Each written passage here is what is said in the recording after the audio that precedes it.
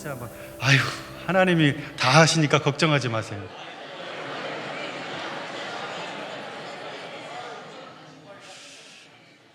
좀 잘하십니다. 연기해도 되겠어요. 대림절은 주님의 구원을 바라는 사람들이 주님의 오심, 임재, 드디어 주님의 응답이 오는 것을 기다리는 그런 시간입니다. 생각해보면 인생은 기다림에서부터 시작하는 것 같습니다. 아이가 내게 오기를 기다리는 그 기다림, 또 뭐가 되어지기를 기다림, 또 시험 본 것에 대해 결과를 기다림, 여러 가지 기다림들이 우리 앞에 있습니다. 그런데 내 삶의 구원을 기다린다는 것이 그렇게 기쁘고 반가웠고 또 편한 일만은 아닙니다. 왜냐하면 어떤 결과가 있을지 모르는 상태에서 정말 그렇게 될까? 또 예상은 하고 있지만 우리가 인생을 살다 보니까 자주 당연한 것이 엎어지는 것을 너무나 많이 경험하다 보니까 끝까지 정말 될 때까지 마음 졸이면서 기다리는 날들이 있습니다. 하지만 기다림이 길어질수록 우리 안에 불안도 커지는 건 맞지만 한편으로는 내 마음의 진정성을 다시 한번 체크하는 시간이 되기도 합니다. 내가 정말 그것을 원했던가?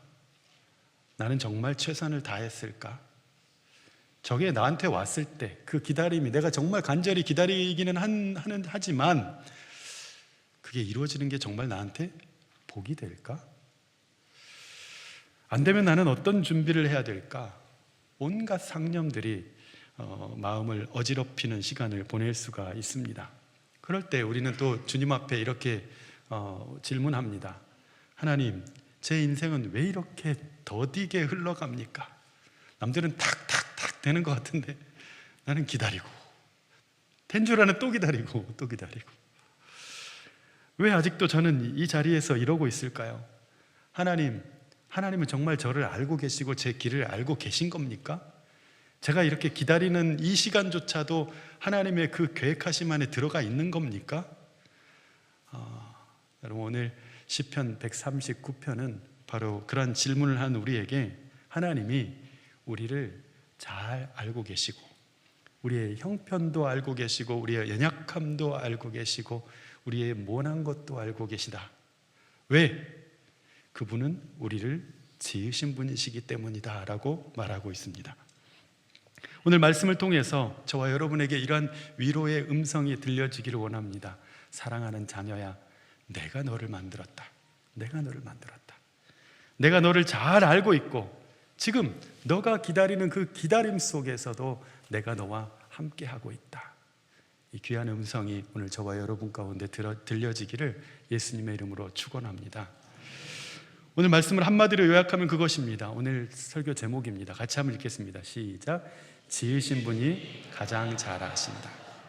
지으신 분이 가장 잘 아신다. 하나님이 나를 지으시고 내 인생을 내가 어떻게 해야 될지를 나보다도 더 잘 알고 계시다는 그 사실이 오늘 저와 여러분에게 다른 어떤 것보다도 하나님이 알고 계시다는 것이 가장 큰 위로가 될 수 있기를 예수님의 이름으로 축원합니다. 시편 139편을 통해서 주시는 첫 번째 위로는 뭐냐면 하나님이 나를 완전히 알고 계시다 하는 것입니다. 우리 같이 한번 따라해 보겠습니다. 하나님이 나를 완전히 알고 계시다. 오늘 좀 퍼포먼스를 해야 되겠습니다. 완전히 알고 계시다. 이렇게. 자, 하나님이 나를 완전히 알고 계시다. 이렇게 하니까 또 이렇게 하시는 분도 있네요. 완전히 알고 계시다. 완전히 알고 계시다. 세번역 성경으로 보면 주님께서 나를 샅샅이 살펴보셨으니 나를 환히 알고 계십니다 라고 고백하고 있습니다. 환히 알고 계시다. 다 알고 있다는 거예요. 다 알고 있다는 겁니다. 얼마나 환히 알고 계시는가? 2절에서 4절을 보겠습니다. 시작.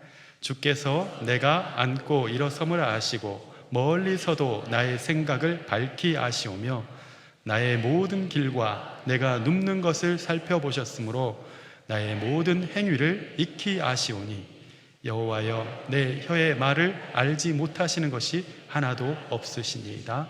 아멘. 내가 앉거나 일어서거나 길을 가거나 피곤해서 좀 누워있거나 다 알고 계신다. 내가 무슨 생각을 하고 있는지를 알고 계실 뿐만 아니라 내가 차마 못한 말, 입에서만 웅얼웅얼 하다가 그냥 에이, 말을 말자 하고 한 그 말도 주님은 알고 계신다. 알고 계신다. 이 정도 되면 우리는 하나님이 알고 계신다는 것이 행복한 게 아니고 두렵습니다. 그렇잖아요. 다 알아? 그러면 감출 것이 없잖아요. 왜? 우리는 숨기고 싶은 것이 되게 많기 때문에 그렇습니다. 좀 적당히 숨겨져야 우리가 좀 편하게 살 텐데 다 알고 계시면 어떡하지? 우리가 말하지 않은 것 중에 사실 생각해 보면 악한 것도 있고 감추고 싶은 상처도 있고 반복적인 죄도 있고 다른 사람에겐 보여주고 싶지 않은 연약함도 있는데 하나님이 그걸 다 알고 계시다는 거예요. 여러분, 무엇보다 하나님이 다 알고 계시다는 것이 내 모든 죄와 내가 가졌던, 사실은 막 이렇게 선한 게 산 것처럼 신앙이 좋은 척하고 살았지만 내 안에 여전히 가지고 있는 욕망과 욕심과 교만함이 들킬까 봐 두렵습니다. 그래서 주님이 다 알고 계시다는 것은 뭔가 감시를 받는 것 같습니다. 내 삶은 나의 것인데 하나님이라는 CCTV가 참 이렇게 다 보고 있다는 뜻이잖아요. 무섭고 통제당하는 느낌이 들 수도 있습니다. 여러분, CCTV는 그것을 통해서 판단하려고 있는 것이지만 하나님의 아심은 우리를 품어주려고 있는 것인 줄 믿으시길 바랍니다. 하나님이 아신다는 것은 우리를 정죄하기 위함이 아니고 나의 연약함조차도 그분이 알고 있으니 그 연약함 중에도 하나님께 맡기라는 것이고, 너의 연약함과 너의 실수와 네 안에 있는 그 도사리고 있는 욕망도 내가 알고 있으니 네 힘으로 살 수 있다는 교만함을 내려놓고 나에게 맡기며 살라는 것입니다.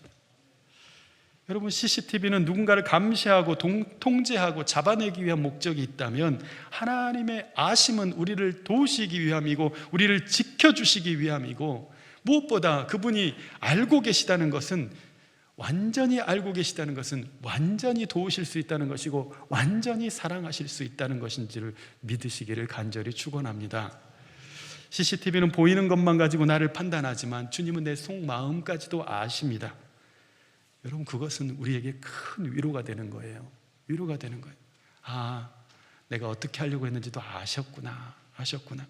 내 마음의 동기와 내 마음에 있는 연약함과 상처와 내 의도까지도 아심으로 우리가 왜 그렇게 하려고 하는지를 이미 아시고 그분이 우리를 도우실 수 있고 우리를 온전히 위로하실 수 있기 때문입니다.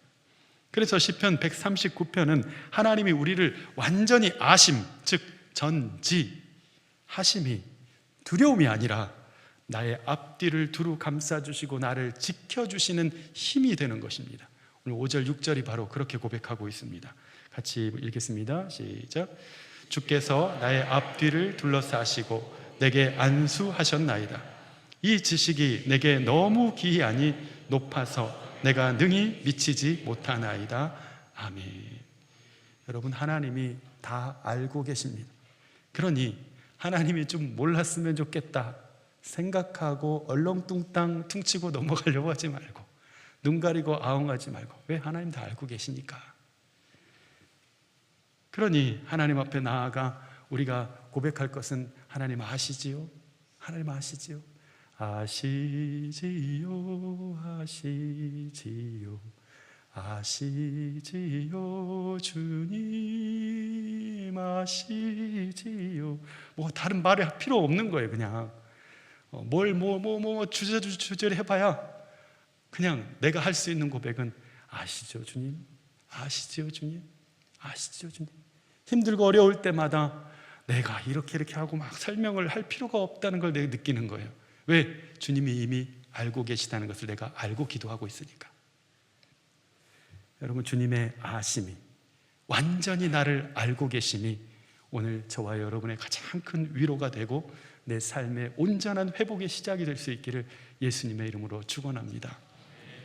시편 139편을 통해서 주시는 두 번째 위로는 거기서도 계시는 하나님입니다. 우리 이제 퍼포먼스를 두 번째 한번 해보겠습니다. 거기서도 계시는 하나님. 시작. 거기서도 계시는 하나님. 안 하시는 분은 뭐죠? 네. 자, 다시 한번. 거기서도 계시는. 시작. 거기서도 계시는 하나님. 네. 거기서도 계시는 하나님. 아무데나 계시다라는 의미보다도 거기서도 계시다는 것이 큰 위로가 됩니다. 우리 7절과 8절 같이 한번 보겠습니다. 시작. 내가 주의 영을 떠나 어디로 가며 주의 앞에서 어디로 피하리이까? 내가 하늘에 올라갈지라도 거기 계시며 수월에 내 자리를 펼지라도 거기 계시나이다. 거기 계시나이다. 여러분, 주의 영을 피해서 도망치고 싶은 날, 주님이 좀 나 내버려 두셨으면 좋겠던 날, 좀 나 숨고 싶은 날, 주님이 좀 안 보셨으면 하는 날이 있었는데 주님을 피해서 갈 곳이 없더라는 거예요. 하늘에 올라갈지라도 거기 주님이 계시고, 저 수월에 내려갈지라도 여기도 주님이 계시네. 새벽 날개를 치며 바다 끝에 가서 거할지라도 거기서도 주님이 계시다. 여러분, 이것은 하나님의 전능하심으로 무소부지, 즉 어느 곳에 하나님이 계시다, 우리의 인간과는 다른 능력과 다른 어떤 것을 가지고 계시는 다른 분이시다 라는 것을 나타내려고 하시는 말이 아니라, 하나님이 거기서도 계시다는 것은 인생을 사는 동안 우리가 도망치고 싶은 날, 나를 사람들로부터 다 격리를 시키고 숨고 싶은 날에도, 그곳에 도망쳤는데도 불구하고 거기서도 나를 붙드시는 주님이 계시는 것을 느끼고, 거기서도 주님이 함께 계시다는 것을 느끼는 거예요. 위로입니다. 위로. 심지어 주님은 이제 내가 끝이라고 생각했던 그 바다 끝, 이 시편이 쓰여졌던 시대는 지구가 네모나다고 생각했어요. 그래서 땅이 있고 바다가 있어요. 바다를 쭉 가다 보면 어느 순간 툭 떨어지는 곳이 있다고 생각했어요. 그리고 바다 끝이라는 곳, 이제 그 다음은 지옥인 거예요. 그렇게 떨어지면 지옥이라고 생각했어요. 지구로 네모나니까. 그랬는데 바다 끝에 가서 거할지라도 거기도 계시다는 것은 인생의 벼랑 끝에 갔는데 거기서도 나를 붙드시는 주님이 계시더라 하는 고백입니다. 오늘 9절과 10절 같이 보겠습니다. 9절과 10절 시작. 내가 새벽 날개를 치며 바다 끝에 가서 거주할지라도 거기서도 주의 손이 나를 인도하시며 주의 오른손이 나를 붙드시리이다. 아멘. 주님은 거기서도 계시는 하나님, 거기서도 계시는 하나님. 정말 내 너를 떠나지도 않으리라, 내 너를 버리지도 않으리라. 정말 거기서까지도 나를 버리시지 않고 나를 붙드시는 하나님이셨구나. 새벽 날개를 치며 바다 끝에 간다는 것은 새벽에 야반 도주한 거예요. 사실은 뭐 이쁜 표현 같잖아요. 새벽 날개를 막 이렇게 아름답게 치는 게 아니고, 바다 끝에 간다는 것은 나 죽을 결심으로 거기 간 거예요. 새벽부터 그냥 나는 다른 사람 몰래 도망친 거예요. 도망쳤는데 그 바다 끝에 갔는데 그곳에 주님이 계시더라는 거예요. 거기서도 주의 손이 나를 인도하시고 주의 오른손이 나를 붙드시리이다 하는 것입니다. 여러분, 오늘 정말 하나님이 내게는 멀리 계신 것 같이 느낀 그런 마음으로 이 예배당에 나오신 분이 있습니까? 내 인생은 지금 벼랑 끝인데 주님이 계신가 안 계신가 지금 의심하고 있는데, 절망하고 있는데, 오늘 다윗의 이 고백을 한번 들으실 때에 시편 139편 거기서도 계시는 하나님, 내 인생 지금 이런 상황이긴 하지만 여기도 주님이 계시구나, 이때에도 주님이 계시구나, 하나님의 위로가 있기를 예수님의 이름으로 축원합니다. 내 인생 벼랑 끝에 설지라도 거기서도 주의 오른손이 나를 붙드신다. 주의 구원을 바라면서 주님의 오심을 기다리는 이 대림절 기간에 가장 힘들고 연약하고 외로운 그곳에서 주님의 구원의 빛이 임하고 주님의 은혜의 빛이 거기서도 임하는 역사가 나타나기를 예수님의 이름으로 축원합니다. 시편 139편을 통해서 주시는 세 번째 위로는 그분이 나를 지으신 분이라는 것입니다. 우리 같이 한번 따라해 보겠습니다. 그분이 나를 지으셨다. 그분이 나를 이렇게 아름답게 지으셨다. 아름답게 해서 좀 멈추시다 아닌가? 이렇게 13절 14절 같이 한번 읽습니다. 시작. 주께서 내 내장을 지으시며 나의 모태에서 나를 만드셨나이다. 내가 주께 감사하옴은 나를 지으심이 심히 기묘하심이라. 주께서 하시는 일이 기이함을 내 영혼이 잘 아나이다. 아멘. 다윗이 깨달은 참 놀라운 것은 내 인생이 우연의 산물이 아니고 하나님의 계획하심 속에서 하나님의 그 창조의 손길로 아름답게 빚어진 하나님의 작품이구나 하는 깨달음입니다. 우리는 한 번쯤 그런 생각을 했던 때가 있을 겁니다. 나는 왜 이런 모습일까? 나 왜 내 인생은 이 모양일까? 내 성격은 왜 이럴까? 나는 왜 이런 가정에서 태어났고 이런 환경에서 살아가야 할까? 다른 사람은 편하기만 뭐가 탁탁 되는 것 같은데 내 인생은 왜 이렇게 험난하기만 할까? 그런데 오늘 시편 139편은 분명하게 말합니다. 너는 우연의 산물도 아니고 실수로 태어난 것도 아니고 죽지 못해서 사는 사람이 아니라 하나님의 계획하심 가운데 하나님의 손길로 빚어진 인생이고 지금도 빚어지고 있는 인생이다 라고 말하고 있습니다. 사람들이 너를 어떻게 판단할지라도 또 나 스스로도 나를 그렇게 여기고 위축되어 있다 할지라도 지금의 삶이 남보기엔 초라해 보이고 부족해 보여도 너를 만드신 분이 하나님이시고 너를 지으신 분이 하나님이시고 그 지으신 손길이 지금도 너를 붙들고 있다라고 지금 말하고 있는 것입니다. 하나님이 나를 지으신 분이시라는 것은 그분이 나의 설계자로서 그분이 나보다 더 잘 아신다는 것이고 그분이 창조주로서 나를 회복시키실 수 있다라는 것입니다. 어그러진 부분이 있고 또 아픈 부분이 있고 또 힘든 부분들이 있지만 나는 어떻게 할 수가 없고 어디서부터 이거 이렇게 됐는지 나는 잘 모르지만 나를 설계하시고 나를 창조하신 그분은 나를 잘 아실 뿐만 아니라 그 아심을 통해서 회복시키실 수 있고 고치실 수 있음을 믿으시기를 간절히 축원합니다. 우리는 사실 우리 자신을 잘 모릅니다. 내가 왜 이렇게 쉽게 상처를 받는 사람인지, 왜 이렇게 쉽게 불안해하는지, 왜 이렇게 사람을 어려워하는지, 또 쉽게 어떻게 나는 이렇게 눈치는 빨라가지고 다른 사람 눈치는 이렇게 잘 보는 성격인지, 왜 이렇게 분위기 파악을 잘 못해서 둔한지, 왜 이렇게 내 인생은 이렇게 되었는지 우리 사실은 잘 모릅니다. 그런데 오늘 말씀은 주님은 알고 계시다. 주님은 알고 계시다. 그래서 나의 그런 모습까지 주님은 이해하고 계시다. 주님은 나의 그런 모습까지 품어줄 수 있으시다.